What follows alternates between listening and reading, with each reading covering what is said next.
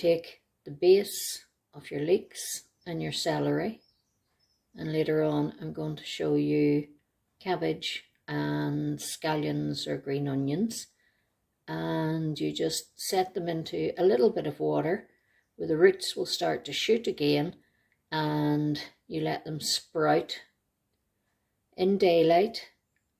Let the sun get at them if there is any, if not, plenty of daylight. And then later on I'm going to show you how to replant them.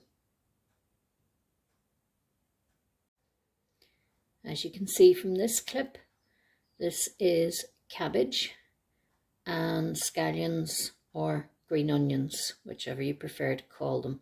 And again, you can see how well they're starting to sprout again after I cut the bottoms off them and just set them into some water and left them on the windowsill with the daylight coming in.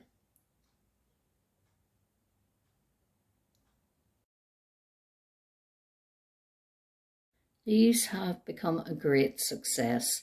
Do you remember when we first put them into water? This is the celery plants. As I say, they're growing very well, and that is from taking the base of the celery and just cutting it off and putting it into water to root, and then transferring it into soil. Then we did the same with this cabbage, and this is what we have ended up with. It's amazing. It's really growing. Another cabbage, and I will be able to slip leaves off that. And what I have here is another one that I have started in water. Just slip it off, put it in, and the roots will start to form. Can you see that? Little white roots. We also have the pepper plant, which is doing well, and the scallions.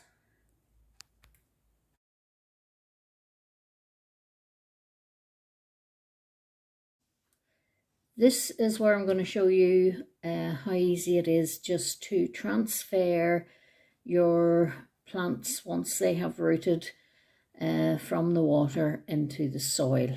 I'm sitting here with 2 trays, simply because this tray thankfully already has holes in it, as you can see. And I'm sure, as you've noticed, I use everything and anything to plant in. You don't have to have fancy planters. This is a tray punnet that I got grapes in. So, as I say, it already has the drainage holes in it. And one of the things that I will say to you is, if you have a tray like this one, for instance, that is a meat tray that I have cleaned out. And again, it's good, it's tough. But what you want to do is you want to poke some holes in the base of it. So when I come to use that later, I will put some drainage holes in it, plenty of them, just in these little areas here, you know.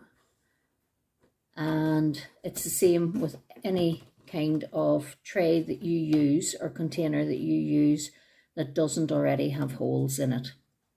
So we're going to start with just filling this. Okay, and I'm going to bring this over closer to where the soil is here. I have a bag of soil.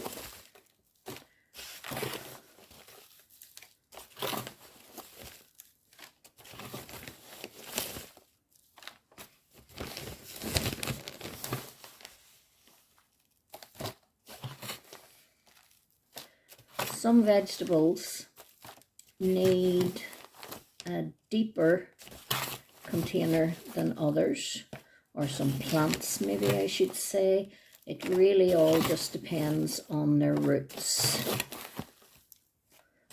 And if you only have a deep container, it doesn't have to be filled to the top.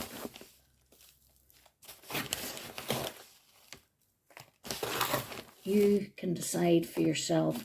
The main thing that you need is enough room for those roots to grow and spread.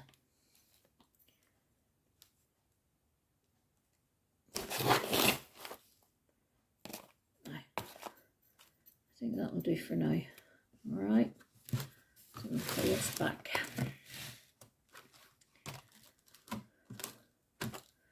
Now, again, I'm just going to make a well in the middle.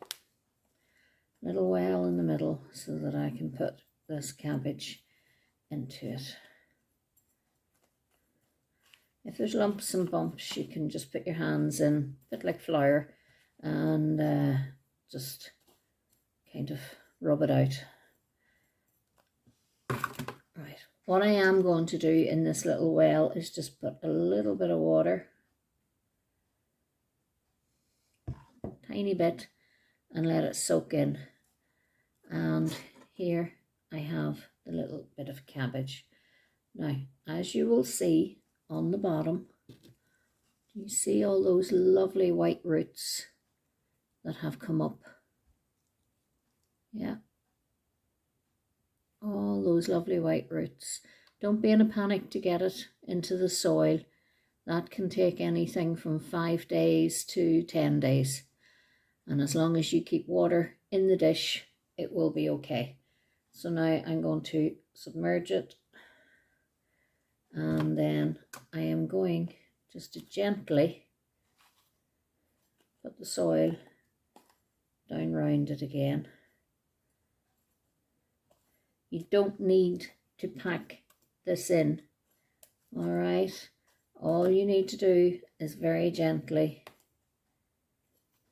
put the soil around the roots and around the base of that cabbage so that it is warm and the roots will start to feel comfortable and grow within the soil.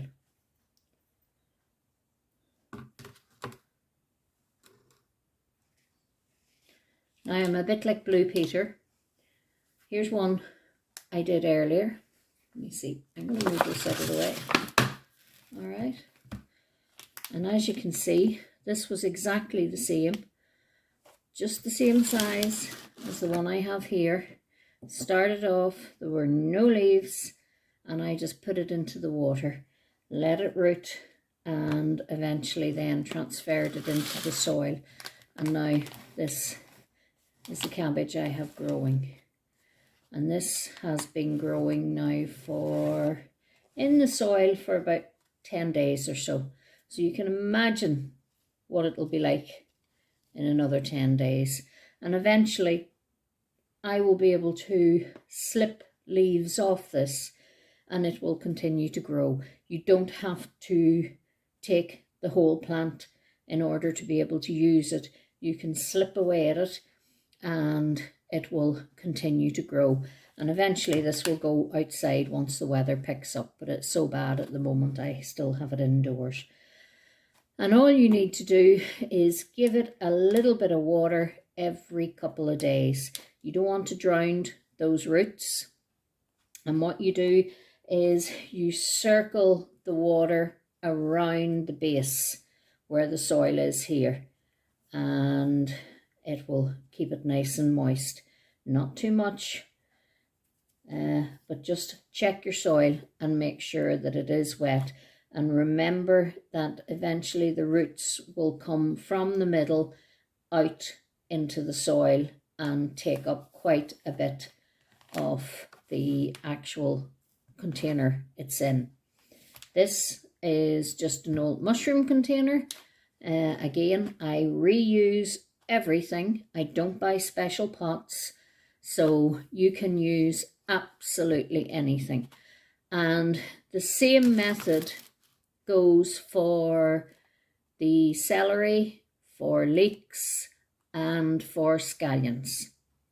And in a later video, I'm going to be planting seeds that have come from peppers and from tomatoes. And there may or may not be a few others. But it's just to show you how easy it can be done.